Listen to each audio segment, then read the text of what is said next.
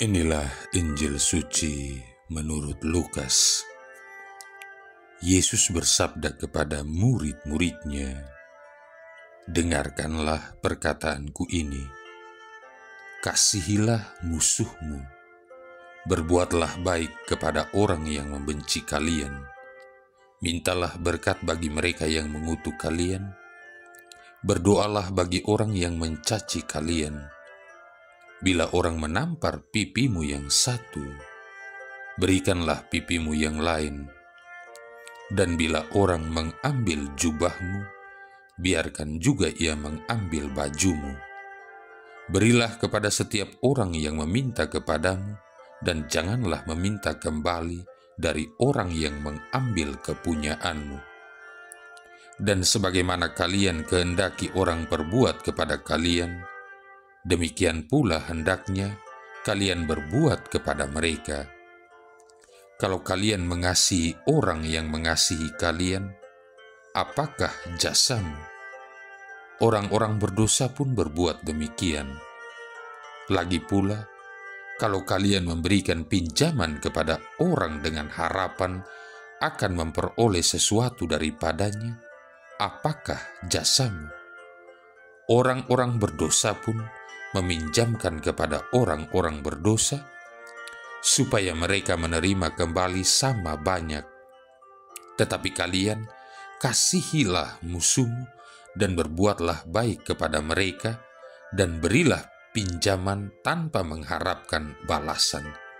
Maka ganjaranmu akan besar, dan kalian akan menjadi anak Allah yang Maha Tinggi, sebab ia baik terhadap orang-orang yang tidak tahu berterima kasih dan terhadap orang-orang jahat. Hendaklah kalian murah hati, sebagaimana Bapamu murah hati adanya. Janganlah kalian menghakimi, maka kalian pun tidak akan dihakimi. Dan janganlah menghukum orang, maka kalian pun tidak akan dihukum. Ampunilah, maka kalian akan diampuni. Berilah, dan kalian akan diberi.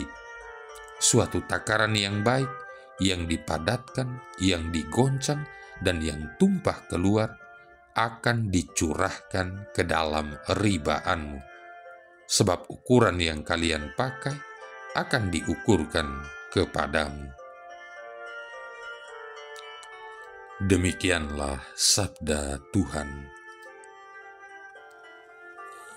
Saudara-saudari yang terkasih, Allah menciptakan satu matahari, dan matahari yang satu itu terbit setiap pagi menjadi penerang yang sejati bagi orang yang baik maupun orang yang jahat. Bukan hanya itu, Tuhan juga menurunkan hujan bagi setiap orang tanpa membeda-bedakannya. Hal itu membuktikan bahwa Tuhan itu maha baik dan selalu berbuat baik terhadap semua orang tanpa pilih kasih. Dalam Injil hari ini Yesus berkata, "Kasihilah musuhmu, berbuatlah baik kepada orang yang membenci kalian." Berbuat baik kepada saudara dan teman, serta membenci musuh dan menginginkan mereka celaka adalah wajar dan adil dari sisi pandang dunia ini. Tetapi Yesus justru mengatakan supaya kita mengasihi semua orang, termasuk musuh dan yang membenci kita. Perintah ini tentu berat dan konyol di mata dunia ini. Hal itu mengingat bahwa di dalam keluarga pun tidak selamanya perhatian dan kasih bisa sama kepada semua orang. Bagaimana kita sanggup mengasihi orang yang mencuri, memfitnah, dan berencana mencelakakan kita? Yesus mengatakan ini supaya kasih kita jangan terbatas kepada orang-orang tertentu saja. Bila kita hanya mencintai orang yang mencintai kita, tentu kita tidak berbeda dan tidak mempunyai kelebihan dari orang-orang yang tidak mengenal Kristus. Sebagai orang yang mengenal Kristus, kita harus melewati batas mencintai saudara dan teman.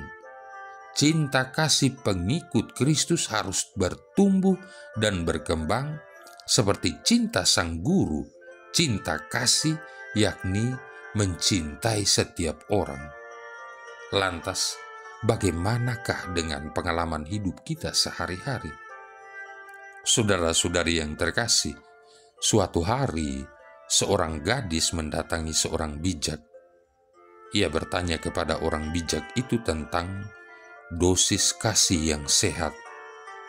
Orang bijak itu terkejut mendengar pertanyaan itu. Ia tidak habis pikir, di zaman seperti ini masih ada orang yang peduli terhadap kasih. Bukankah kasih satu terhadap yang lain sudah semakin memudar? Bukankah kasih itu sudah terkamuflase dengan berbagai bentuk egoisme dan kepentingan diri? Sebenarnya, apa yang kamu rasakan dari kasih itu? Apakah kamu mempunyai masalah dengan kasih? Tanya orang bijak itu kepada sang gadis. Gadis itu tersenyum mendengar pertanyaan orang bijak itu. Dia tidak siap untuk menjawab pertanyaan orang bijak itu.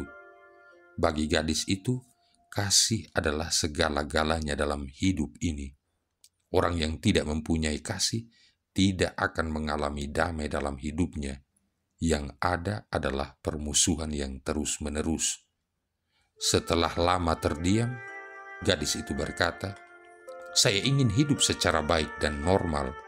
Saya tidak ingin hidup saya dipenuhi dengan permusuhan.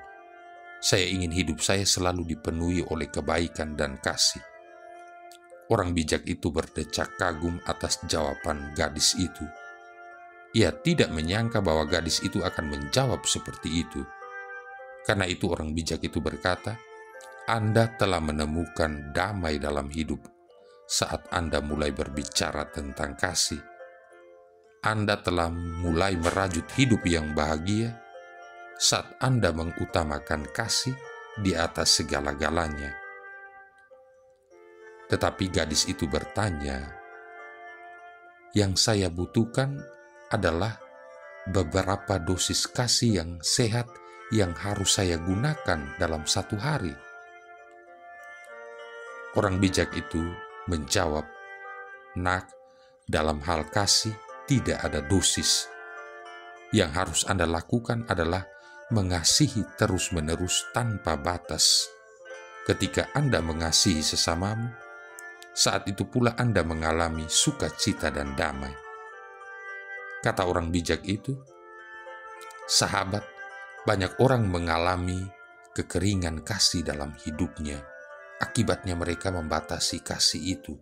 Mereka tidak mau melakukan hal-hal yang lebih besar dan lebih baik bagi sesama." Dan mengapa hal itu terjadi dalam kehidupan manusia? Hal itu terjadi karena manusia egois.